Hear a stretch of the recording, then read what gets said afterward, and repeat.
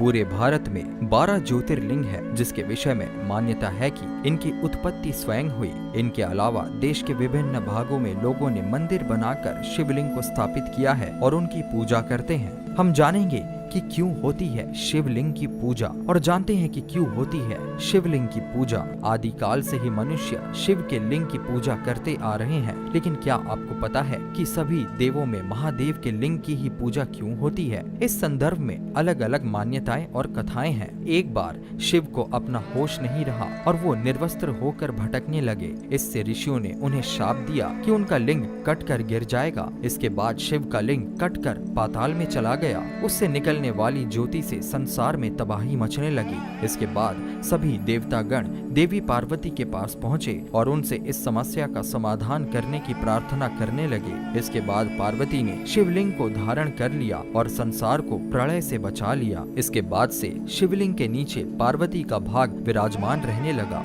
ये नियम बनाया गया कि शिवलिंग की आधी परिक्रमा होगी। इस प्रकार की कथा कई पुराणों में है। शिव पुराण में शिवलिंग की पूजा के विषय में जो तथ्य मिलता है वो तथ्य इस कथा से अलग है। शिव पुराण में शिव को संसार की उत्पत्ति का कारण और परब्रह्म कहा गया है। इस पुराण के अनुसार भगवान शिव ही पूर्ण पुरुष और निराकार ब्रह्म है। इसी के प्रतीकात्मक रूप में शिव के लिंग की पूजा की जाती है। भगवान शिव ने ब्रह्मा और विष्णु के बीच श्रेष्ठता को लेकर हुए विवाद को सुलझाने के लिए एक दिव्य लिंग प्रकट किया था। इस लिंग का आदि और अंत ढूंढते हुए ब्रह्मा और विष्णु को शिव के परब्रह्म स्वरूप का ज्ञात हुआ। इसी समय से शिव के परब्रह्म मानते हुए उनके प्रतीक रूप में लिंग की पूजा आरंभ हुई। हड़प्पा और मोहनजोदड़ो की खुदाई से पत्थर के बने लिंग और योनि मिले हैं। एक मूर्ति ऐसी मिली है जिसके गर्भ से पौधा निकलते हुए दिखाया गया। ये प्रमाण है कि आरंभिक सभ्यता के लोग प्रकृति के पूजक थे। वो मानते थे कि संसार की उत्पत्ति लिंग और योनि से हुई है।